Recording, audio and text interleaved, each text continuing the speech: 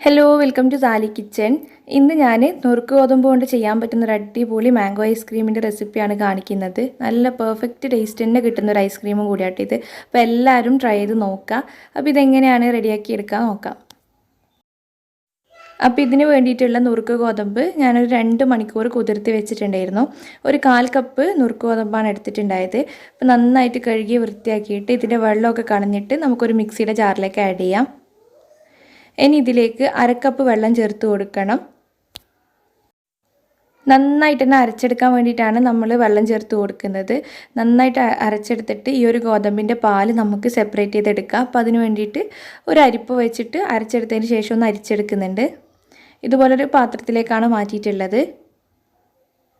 നന്നായിട്ട് പിഴിഞ്ഞിട്ട് അതിൻ്റെ പാല് ആ ഒരു പാത്രത്തിലേക്ക് മാറ്റാം. പിന്നെ ഇതിലേക്ക് വേണ്ടിയിട്ടുള്ള പാല് ചേർത്ത് കൊടുക്കണം. സാധാരണ പശുവിൻ പാല് 1 ലിറ്റർ പാല് ചേർത്ത് കൊടുക്കുന്നുണ്ട്. ആവശ്യത്തിന് പഞ്ചസാര ചേർത്ത് കൊടുക്കുക. ഞാനിപ്പോൾ 1 കപ്പും 2 ടേബിൾ സ്പൂണും കൂടി ചേർത്ത് കൊടുക്കുന്നുണ്ട്. മധുരം നോക്കിയിട്ട് എത്രത്തോളം വേണമെന്ന് വെച്ചാൽ അതിനനുസരിച്ചിട്ട് ചേർത്ത് കൊടുക്കുക. നന്നായിട്ട് മിക്സ് ചെയ്ത് യോജിപ്പിച്ചെടുക്കണം. അതിനുശേഷം നമുക്കിതൊന്ന് അടുപ്പത്ത് വെച്ചിട്ട് വേവിച്ചെടുക്കുക. അപ്പോൾ മീഡിയം ടു ലോയിൽ വെച്ചിട്ട് ഇതുപോലെ ഇളക്കിക്കൊണ്ടിരിക്കുക.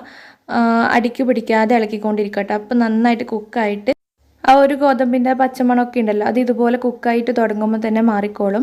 എന്നിട്ട് ഇത് കുറച്ച് കട്ടിയായിട്ട് ഇങ്ങനെ വരും. അപ്പോൾ ആ ഒരു പരുവത്തിലാണ് നമുക്ക് വേണ്ടത്. ലോ ഫ്ലെയിമിൽ വെച്ചിട്ട് ചെയ്താൽ മതിയേ. പിന്നെ കുറച്ച് സമയം എടുക്കും ഇത് റെഡിയായി കിട്ടാൻ വേണ്ടിയിട്ട്. ഈ ഒരു രീതിയിൽ കട്ടിയായി കിട്ടിയാൽ മതി. നമ്മൾ കോൺഫ്ലോറൊക്കെ ചേർത്ത് കഴിഞ്ഞാൽ കുറച്ചും കൂടി നല്ല തിക്കായിട്ട് വരും. അത്രയും തിക്നെസ് നമുക്ക് വേണ്ട. ഈ ഒരു രീതിയിൽ കട്ടിയായി കിട്ടിയാൽ മതി. ഇപ്പോൾ ആ ഒരു ഫാലൂദ ഡ്രിങ്ക് അതിൻ്റെയൊക്കെ ആ ഒരു കൺസിസ്റ്റൻസിയിലാണ് ഉള്ളത്. ഇത്രയും മതി കേട്ടോ. ഇനി ഫ്ലെയിം ഓഫ് ചെയ്തിട്ട് ചൂടാറാൻ വേണ്ടിയിട്ട് വെയിറ്റ് ചെയ്യാം.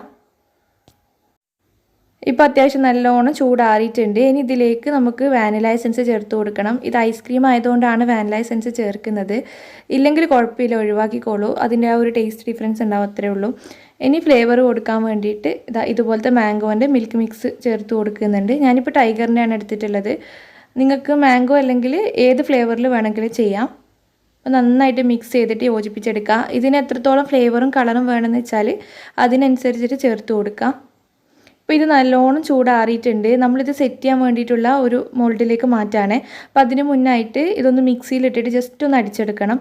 ഒരു 5 സെക്കൻഡ് ഒന്ന് അടിച്ചെടുത്താൽ മാത്രം മതി. എല്ലാം ഒന്നിച്ചല്ല, ഞാൻ 2 ബാച്ചാക്കിയിട്ടാണ് അടിച്ചെടുത്തിട്ടുള്ളത്. ഇപ്പോൾ ഇതുപോലത്തെ ഒരു മോൾഡിലേക്കാണ് ഞാൻ സെറ്റ് ചെയ്യാൻ വെക്കുന്നത്. ഇനി നമുക്കിത് അടച്ച് വെച്ചിട്ട് ഫ്രീസ് ചെയ്തെടുക്കാം. ഒരു 4 മണിക്കൂർ ആദ്യം ഒന്ന് ഫ്രീസ് ചെയ്യാം.